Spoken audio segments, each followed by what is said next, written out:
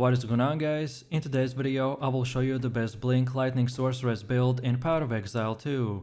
If you are looking for this build on the website, then click my link in description or the pinned comment. So this is an endgame build that is structured around using the sparks in the combination with spamming the blink for insane speed and damage potential. This setup for sure offers the best damage and clearing speed in the game, while still giving us a great defense and mana. Our main spark damage will mainly scale from the projectile size, their speed and duration, so we will build upon these three things to create screen-wide electricity, which also thanks to the Archmage and Constant Gale will enable us to upgrade our mana into giving us more damage and defenses at the same time. On top of this, all the other Sorceress builds usually have mana issues, however, as you can see from the gameplay, we are barely losing any of it, because of specific items and passives like Force of Will, Mana on Kill and much more.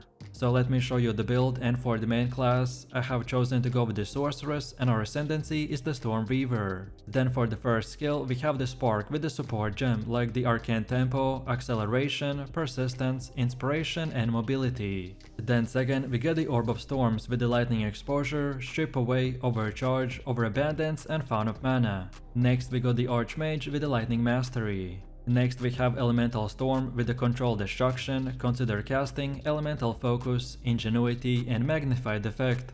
Next up we have the Conductivity with the Heightened Curse and the Focus Curse. Next we got Mana Tempest with Premeditation, Murderous Intent and Unbreakable.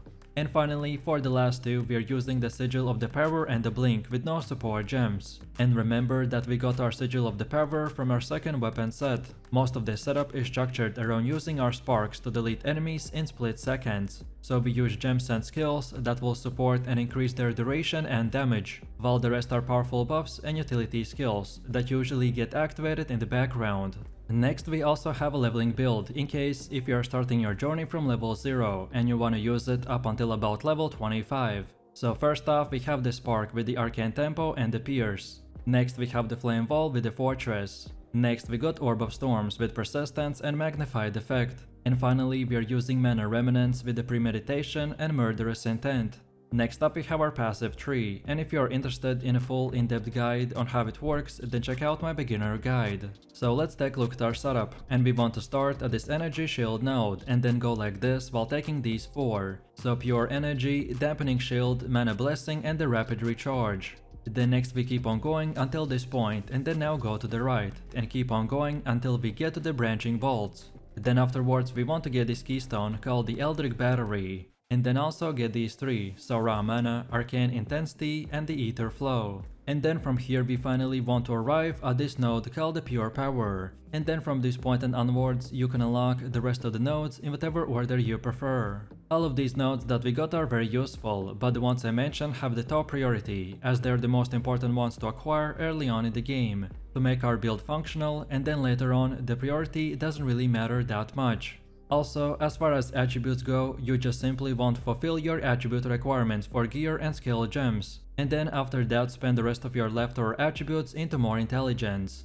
And then on top of this, all of our build is also improved by our specific jewels that we use. So for the top 3 we have increased spell or lightning damage, then second we get the increased maximum energy shield, and then finally mana recovery on kill. And then now let's go all the way to the middle again, and for Ascendancy build, this is what we have. So at the beginning you want to unlock the Constant Gale, which will enable permanent Arcane Surge that will give us 20% more mana regen and 10% more cast speed. Then second we get the Force of Will, which now scales our Arcane Surge permanent buff extremely high. Just keep in mind that this node will start out on the weaker side, but later on it will become more powerful when you get more mana. Then next we get Strike Twice. This is a simple damage multiplier that allows you to shock enemies twice in a row. Scaling shock can lead to more improved DPS, especially if you use good jewels and the passives. And then finally we want to go with the Scoring Winds. This is yet another damage scaler that gives us a way to reduce our enemy resistance extremely low,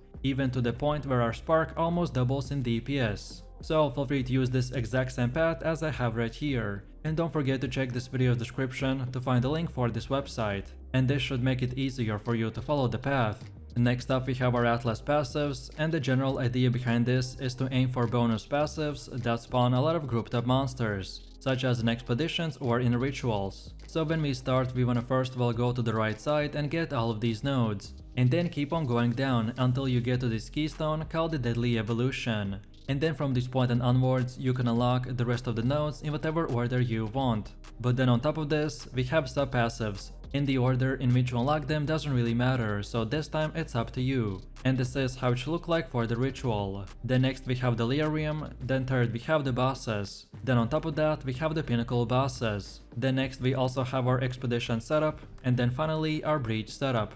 Next we have our gear. The weapon of our choice is the attuned wand with the mana drain, and for bonus stats we want increased spell and lightning damage, max mana, increased cast speed and mana regen. On top of this, we also have the second weapon set, in which we use the Chimming Staff for the Sigil of Power. And for more we want increased spell and cold damage, max mana, then also plus levels of all spell skills and increased cast speed. Then also for our first weapon we got an offhand called the Advanced Omen Crest Shield with a block. And for more we want increased block chance, max energy shield, more to all elemental resistances and lightning and fire resistance. Then for helmet we have the Expert Vicar Tiara with the energy shield, and for more we want even more max energy shield, then also more accuracy and this time increased energy shield, and finally fire and cold resistance. Then for chest we have the Expert Hexer's Robe with the energy shield, and for more we want even more max and increased energy shield, then fire and lightning resistance as well as life regen per second.